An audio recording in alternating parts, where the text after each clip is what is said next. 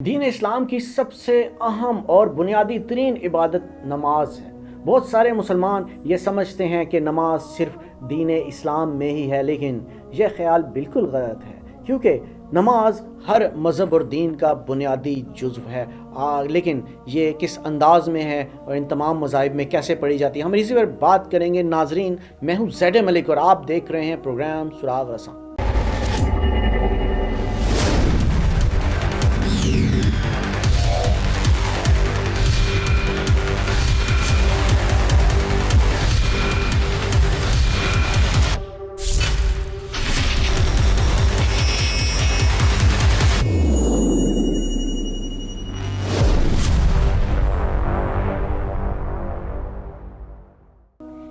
نماز کی تاریخ اتنی ہی قدیم ہے جتنی خود مذہب کی۔ اس کا تصور تمام مذاہب میں رہا ہے اور اس کے مراسم اور اوقات بھی کم و بیش متعین رہے ہیں۔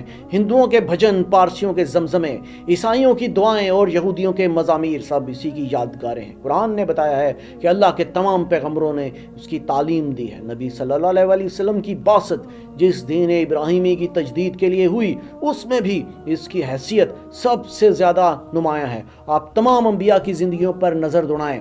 حضرت ابراہیم علیہ السلام، حضرت شعیب علیہ السلام، حضرت یعقوب علیہ السلام، حضرت اسحاق علیہ السلام، سیدنا موسیٰ علیہ السلام، زکریا علیہ السلام، حضرت عیسیٰ علیہ السلام سمیت تمام انبیاء بالکل نبی کریم صلی اللہ علیہ وآلہ وسلم کی ہی طرح اپنی قوموں کو نماز کی تلقین کرتے رہے۔ اگر آپ یہودیت پر نظر ڈالیں تو ان کے ہاں بھی ہماری طرح 5 نمازیں آپ کو ملیں گی۔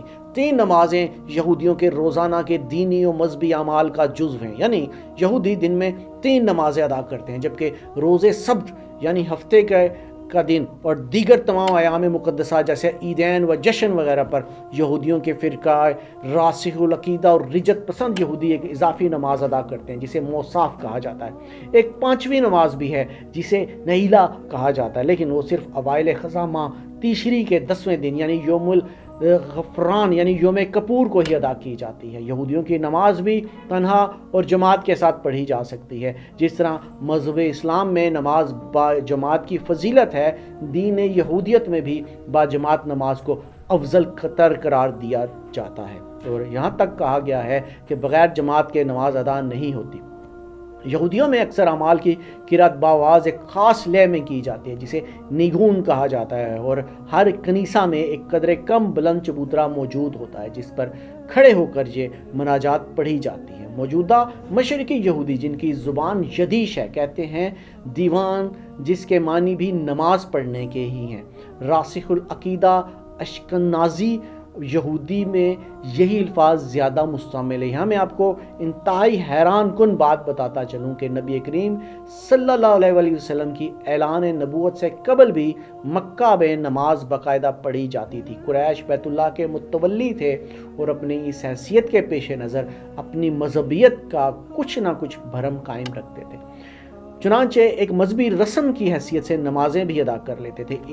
حضرت ابراہیم و حضرت اسماعیل علیہ السلام کی قائم کردہ سنت کی جو کچھ باقیات رہ گئی تھیں، یہ نمازیں اسی کے مطابق ادا کی جاتی تھی۔ اس بات کا سب سے بڑا ثبوت دور جاہلیت کے مختلف شعراء کے کلام سے بھی ملتا ہے، جبکہ سورہ الماعون کی ایک آیت بھی اس حوالے سے بڑی اہمیت رکھتی ہے، جس میں فرمایا گیا ہے سو بربادی ہے حرم کے پروخت ان نمازیوں کے لیے جو اپنی نمازوں کی حقیقت سے غافل ہیں۔ دور جاہلیت کے شاعر جران العود کہتے ہیں، وہ اپنی شاعری میں بیان کرتے ہیں، اور ان سواریوں نے رات کے پچھلے حصے کو پا لیا جبکہ عبادت گزار حنیفی نماز سے فارغ ہو چکا تھا۔ اسی طرح آشی وائل کا ایک شعر ہے جو میں آپ کے سامنے پیش کرتا ہوں۔ شعر میں وہ کہتا ہے، اور صبح و شام تسبیح کرو اور شیطان کی عبادت نہ کرو بلکہ اللہ کی عبادت کرو۔ روایتوں میں بھی یہود و نصارہ اور دین ابراہیمی کے پیرووں کی نماز کا ذکر ہوا ہے۔ عبداللہ بن عمر رضی اللہ عنہ کا بیان ہے کہ سیدنا عمر نے یا غالباً رسول اللہ صلی اللہ علیہ وآلہ وسلم نے فرمایا، تم میں سے کسی کے پاس 2 کپڑے ہوں تو دونوں میں نماز پڑھے، اور اگر ایک ہی ہو تو تہبند باندھ لے، اسے نماز میں یہودیوں کی طرح چادر بنا کر نہیں لپیٹے۔ ابو ذر غفاری رضی اللہ تعالیٰ بیان کرتے ہیں کہ نبی صلی اللہ علیہ وسلم کی ملاقات سے 3 سال پہلے ہی میں نماز پڑھتا تھا۔ پوچھا گیا کہ کس کے لیے؟ فرمایا اللہ کے لیے۔ یہود و نصارہ کی نماز کا ذکر بائبل میں بھی جگہ جگہ ہوا، اور جس طرح قرآن نے بعض مقامات پر نماز کو اللہ کا نام لینے، قرآن پڑھنے، دعا کرنے، تسبیح کرنے اور رکوع و سجود کرنے سے تعبیر کیا ہے، اسی طرح بائبل میں بھی نماز کو اس کے ارکان سے تعبیر کیا گیا ہے۔ میں یہاں الہامی کتابوں کی آیات آپ کے سامنے پیش کرتا ہوں، جس سے یہ ثابت ہوتا ہے کہ نہ صرف پہلے کے مذاہب میں نماز بطور رکن موجود تھی، بلکہ وہ ایسے قیام، رکوع اور سجود کے ساتھ پڑھی جاتی تھی۔ کتاب پیدائش میں ہے، اور وہاں سے کوچ کر کے ابراہیم اس پہاڑ کی طرف گیا جو بیت ایل کے مشرق میں ہے، اور اپنا ڈیرا ایسے لگایا کہ بیت ایل مغرب میں اور ای مشرق میں پڑا، اور وہاں اس نے خداوند کے لیے قربان گاہ بنائی اور خدا کا نام لیا۔ تب ابراہیم سجدہ ریز ہو گیا، اور خدا نے اس سے ہم کلام ہو کر فرمایا، سو وہ مرد وہاں سے مڑے اور سدوم کی طرف چلے، پر ابراہیم خداوند کے حضور کھڑا ہی رہا۔ تب ابراہیم نے اپنے جوانوں سے کہا کہ تم یہیں گدھے کے پاس ٹھہرو، میں اور یہ لڑکا دونوں ذرا وہاں تک جاتے ہیں اور سجدہ کر کے پھر تمہارے پاس لوٹ آئیں گے۔ اور اسحاق نے وہاں قربان گاہ بنائی اور خدا کا نام لیا۔ اسی طرح کتاب خروج میں ہے، تب لوگوں نے ان کا یقین کیا، اور یہ سن کر خداوند نے بنی اسرائیل کی خبر لی اور ان کے دکھوں پر نظر کی، انہوں نے اپنے سر جھکا کر سجدہ کیا۔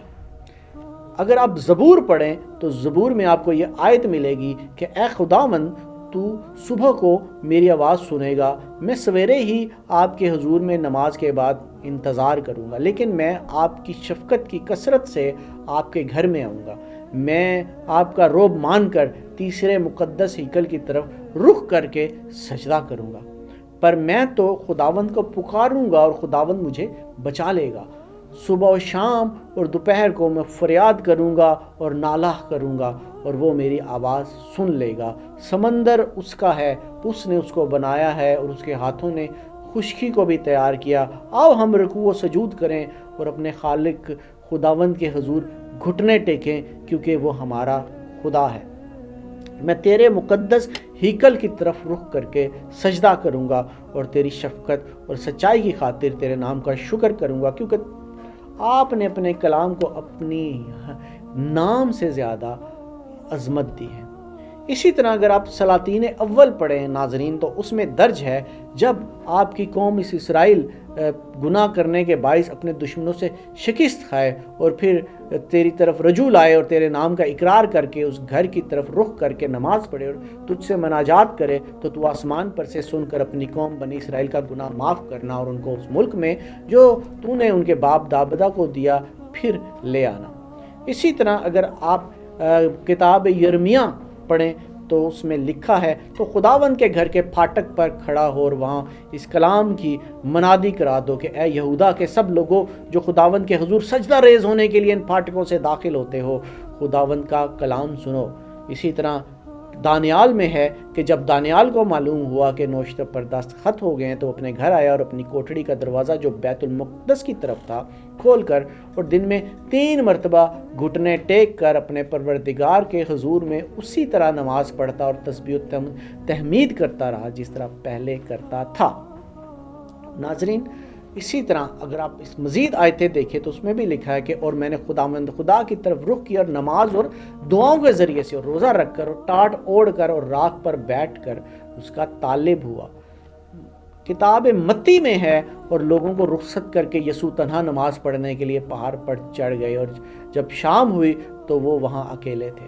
اس وقت یسوع ان کے ساتھ گتسمنی نام ایک جگہ میں آیا اور اپنے شاگردوں سے کہا، یہیں بیٹھے رہنا جب تک کہ میں وہاں جا کر نماز پڑھ لوں۔ پھر ذرا آگے بڑھے اور سجدہ ریز ہوئے اور نماز پڑھتے ہوئے یوں دعا کی، اے میرے رب، اگر ہو سکے تو یہ پیالہ مجھ سے ٹل جائے۔ مرکز میں لکھا ہے، اور وہ صبح سویرے اٹھ کر نکلا اور ایک ویران جگہ میں گیا اور وہ اس جگہ نماز پڑھا کرتا تھا۔ کتاب لوکا اگر آپ پڑھیں تو اس کی آیت میں اس طرح لکھا ہے، اور ان سے کہا، تم سوتے کیوں ہو؟ اٹھو اور نماز پڑھو تاکہ آزمائش میں نہ پڑو۔ کتاب اعمال میں ہے، پطرس اور یوحنا نماز کے وقت یعنی دن کے 9ویں گھڑی میں ہیکل کو جا رہے تھے۔ دوسرے دن جب وہ راہ میں تھے اور شہر کے نزدیک پہنچے تو پطرس 7ویں گھڑی کے قریب کوٹھے پر نماز پڑھنے کو چڑھا اور اس پر غور کر کے اس یوحنا کی ماں مریم کے گھر آیا جو مرکز کہلاتا ہے۔ وہاں بہت سے آدمی جمع ہو کر نماز پڑھ رہے تھے، اور سبت کے دن ہم شہر کے دروازے کے باہر ندی کے کنارے گئے جہاں نماز کا معمول تھا، اور بیٹھ کر ان عورتوں سے جو اکٹھی ہوئی تھی کلام کرنے لگے۔ اور آدھی رات کے قریب پولس اور سیلاس نماز پڑھ رہے تھے اور اللہ کی تسبیح کر رہے تھے، اور قیدی ان کی یہ تسبیح و مناجات سن رہے تھے۔ اس نے یہ کہہ کر گھٹنے ٹیکے اور ان سب کے ساتھ نماز پڑھی۔ یہاں یہ بات بھی واضح ہے کہ نماز ہمیشہ سے 5 وقت ہی ادا کی جاتی رہی ہے۔ ابو داؤد کی ایک حدیث میں بیان ہوا ہے کہ یہ بات خود جبریل امین نے ایک موقع پر رسول اللہ صلی اللہ علیہ وسلم کو بتائی، اور اس میں شبہ نہیں کہ یہود کے ہاں 3 نمازیں، اور اوپر کے اقتباسات میں بھی ایک جگہ 3 ہی نمازوں کا ذکر ہوا ہے۔ لیکن لوئی گنزبرگ نے یروشلم کی تالمود پر اپنی تحقیقات میں واضح کیا ہے کہ یہود کے ہاں بھی یہ رواج بالکل اسی طرح ہوا جس طرح ہمارے ہاں اہل تشیع نے جمع بین الصلاتین کے طریقے پر ظہر اور عصر اور مغرب اور عشاء کو اکٹھا کر کے 5 نمازوں کو عملاً 3 نمازوں میں تبدیل کر لیا۔ اس نے لکھا کہ تالمود کے زمانے میں یہود دن میں 5 وقت نماز کے لیے جمع ہوتے تھے، 3 مرتبہ ان نمازوں کے لیے جو اس وقت بھی ادا کی جاتی ہیں، اور 2 مرتبہ شیما کی تلاوت کے لیے۔ تاہم بعد میں جو ہے بعض عملی دشواریوں کے پیش نظر صبح اور شام کی 2 نمازوں کو جمع کر کے وہ صورت پیدا کر لی گئی جو اب رائج ہے۔ نزول قرآن کے بعد اب سورہ فاتحہ نماز کی دعا ہے۔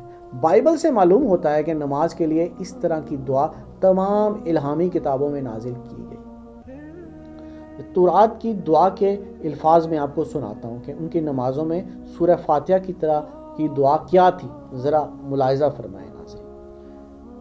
لکھا ہے، خداوند خداوند خدائے رحیم اور مہربان، قہر کرنے میں دھیما اور شفقت اور وفا میں غنی، ہزاروں پر فضل کرنے والا، گناہ اور تقصیر اور خطاکار کا بخشنے والا، لیکن وہ مجرم کو ہرگز بری نہیں کرے گا بلکہ باپ دادا کے گناہ کی سزا ان کے بیٹوں اور پوتوں کو اور 3ری اور 4تھی پشت تک دیتا ہے۔ یہ لکھا ہے کتاب خروج میں۔ اسی طرح زبور کی دعا یہ ہے، اے خداوند اپنے کان جھکا اور مجھے جواب دے کیونکہ میں مسکین اور محتاج ہوں، میرے جان کی حفاظت کر کیونکہ میں دیندار ہوں۔ اے میرے خدا اپنے بندے کو جس کا توکل تجھ پر ہے بچا لے، یا رب مجھ پر رحم کر کیونکہ میں دن بھر تجھ سے فریاد کرتا ہوں۔ یا رب اپنے بندے کی جان کو شاد کر دے کیونکہ میں اپنی جان تیری طرف اٹھاتا ہوں، اس لیے کہ تو یا رب نیک اور معاف کرنے کو تیار ہے اور اپنے سب دعا کرنے والوں پر شفقت میں غنی ہے۔ اے خداوند میری دعا پر کان لگا اور میری منت کی آواز پر توجہ فرما، میں اپنی مصیبت کے دن تجھ سے دعا کروں گا کیونکہ تو مجھے جواب دے گا۔ یا رب معبودوں میں تجھ سا کوئی نہیں اور تیری صنعتیں بے مثال ہیں۔ یا رب سب قومیں جن کو تو نے بنایا آ کر تیرے حضور سجدہ کریں گی اور تیرے نام کی تمجید کریں گی کیونکہ تو بزرگ ہے اور عجیب و غریب کام کرتا ہے، تو ہی واحد خدا ہے۔ اے خداوند مجھ کو اپنی راہ کی تعلیم دے،